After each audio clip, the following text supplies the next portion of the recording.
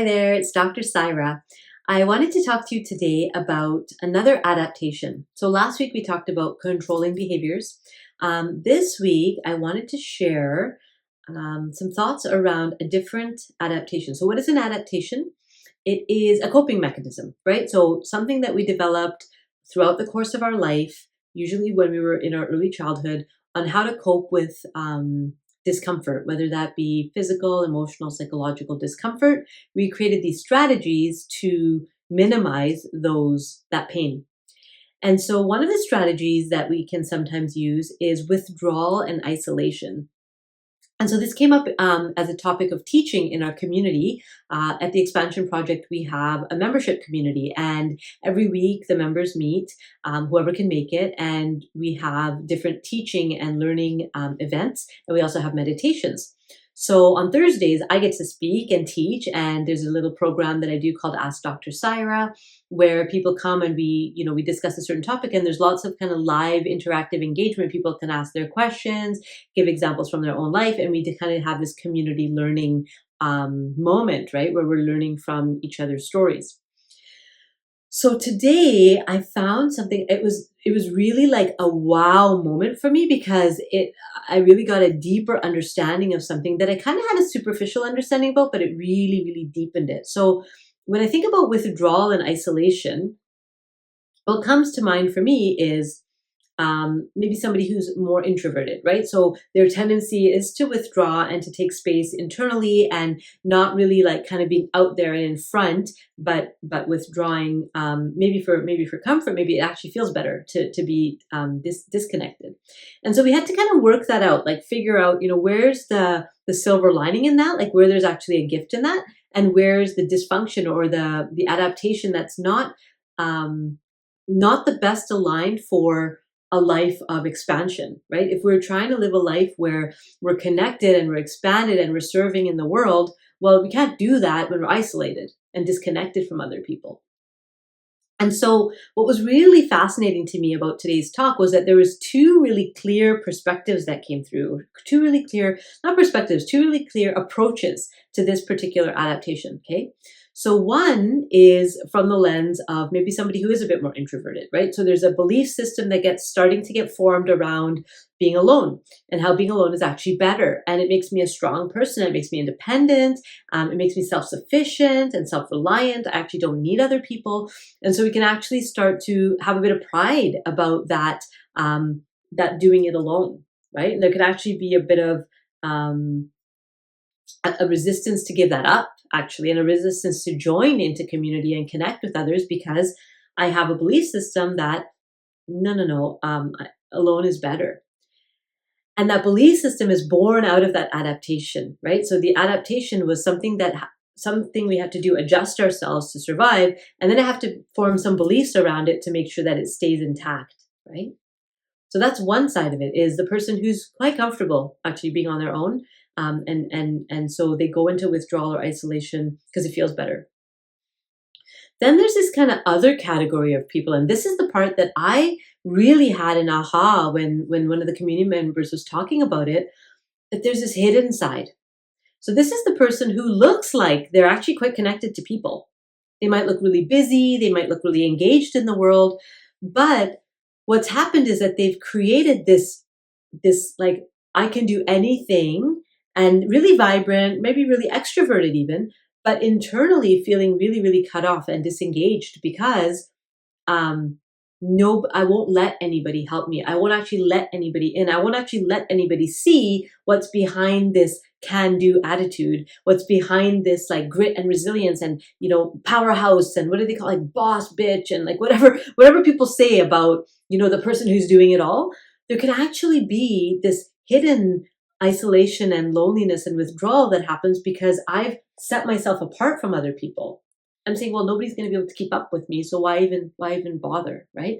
Nobody's really going to get me, so why even expose myself? And last week when I shared the video around the Dragonfly logo and that evolution from Dragonfly Wellness into the Expansion Project, that was me coming out of hiding and saying, oh, behind, the scenes, there's a lot of there's some pain here, right? And to acknowledge that there's some pain here and to let other people in to that conversation, that I don't have to hold all that alone. That doesn't make me somehow a superstar, even though that's kind of what society has told us, right? That if you can do it alone, whether alone because you're kind of more reclusive and you like your own space, that's great, do that. Or you're connected to lots of people, but inside there's this loneliness. Neither of those actually fits with these new principles that are emerging in my consciousness and in the collective, which is unity consciousness. So there's only one of us here, and all of us hold a piece of the wisdom for the collective. Because I'm going to say that again. The Course in Miracles says this. There's only one of us here. So even right now, as you're watching this video, I am reflecting back to you a part of your own self. So whatever beliefs or assumptions or projections that you might have about me, well, it's like we turn those around and we say, oh, maybe that's in me too. Shadow and light, all of it, right? Not just the good stuff or not just the best, all of it. And so when we start seeing the world that way, we look out into the world and start seeing that, oh, everything around me is actually a projection of something that's internal. And some of it is the truth about who I am, like this bright, bold, brilliant being that came, to help and to spread love. That's the truth of who I am.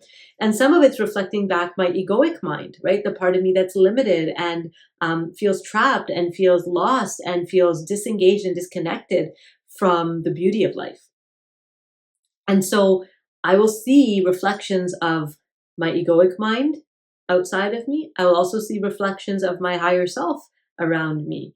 And the more I become aligned and spend time in that place of alignment, the more I identify with my higher self, the more of that I start to see in the world. And so this is where, you might have heard about the law of attraction, right? It's like what the frequency that I'm vibrating at is what is going to be drawn to me. Some people will hear that sentence and like totally get it. And other people will be like, I don't know what the hell you just said. So if you're confused about that, just like let that percolate. The frequency of what you're emanating a certain frequency, and that's what you'll get back. A really simple way to think about this is walking into a coffee shop, right? So you walk up into a coffee shop and you go right up to the counter and you go up and you're in a great mood and you say, hi, good afternoon. I'd like to order a blah, blah, blah, blah, blah, right? That server, that barista is going to interact with you in a particular way and you come up that way.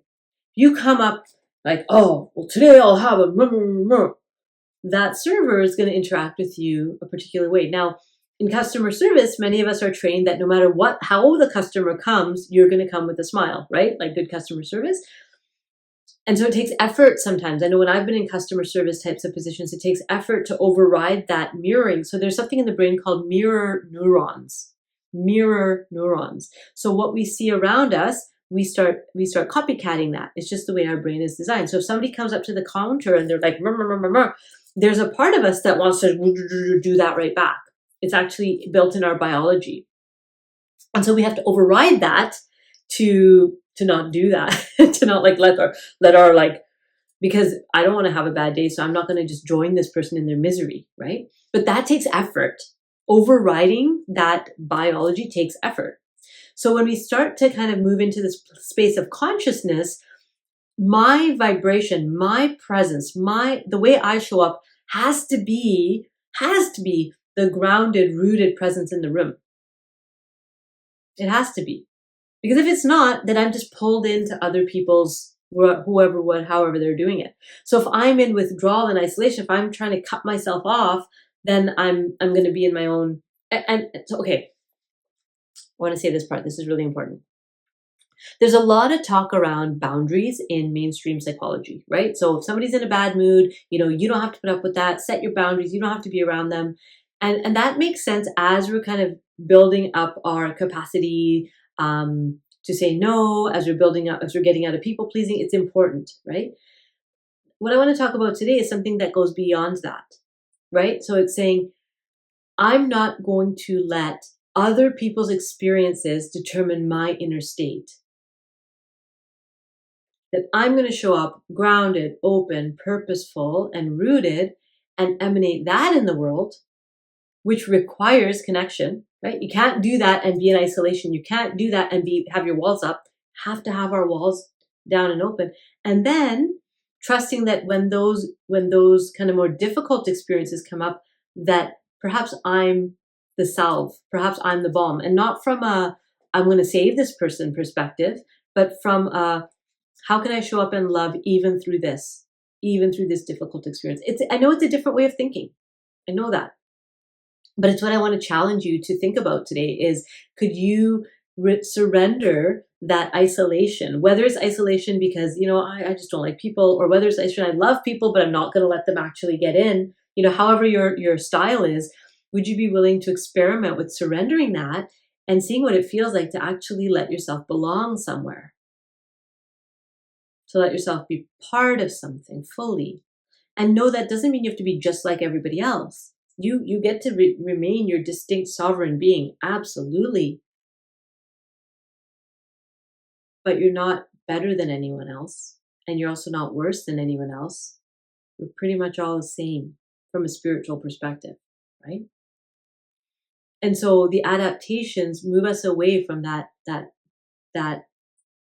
life that's led by our higher self. It moves us more and more into that egoic mind and that the small, limited version of who we are. So those are my thoughts today around another one of the adaptations that we have, which is isolation and withdrawal. Now, the beauty, the silver lining in for those who are able to, who might have that going on, well, there's a turn side to it, which is intentional solitude. It's important that from time to time we take space just with ourselves to tune in, to plug in, to be open to creative ideas. It's important that we disengage from the busyness of the world and be, sit in meditation, listen to some music. That's really important.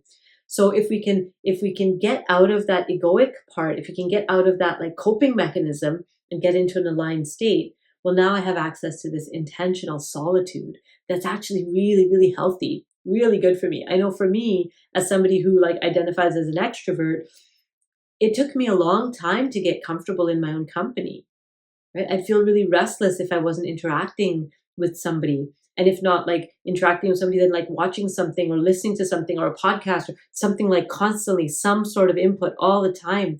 And that was my way of avoiding that intentional solitude. As I've become more comfortable in my own company, I actually seek it out now. I seek out time that's just alone by myself, and maybe with a journal, or maybe even just staring at my plants. I do that from time to time, like just sit and be in my own presence and not have to fill it up with external noise because I don't want to face what's here. When we're in alignment, it's very still inside. So I'm not running from it. So those are my thoughts of that particular adaptation. Remember, adaptations are coping mechanisms, another word for the same thing. And they're not bad. We've developed them so that we could get to a particular point in growth and development. And now it's time to kind of transform them, right? And use the silver lining in them to move into a direction that's going to be best for that big, bold life that's just waiting for you to live it. So those are my thoughts. Check out our community if you're interested. Website's at the end of this video, and look around at some of the other videos. I'd love to hear your comments if this resonated with you, and I'll see you next time. Bye.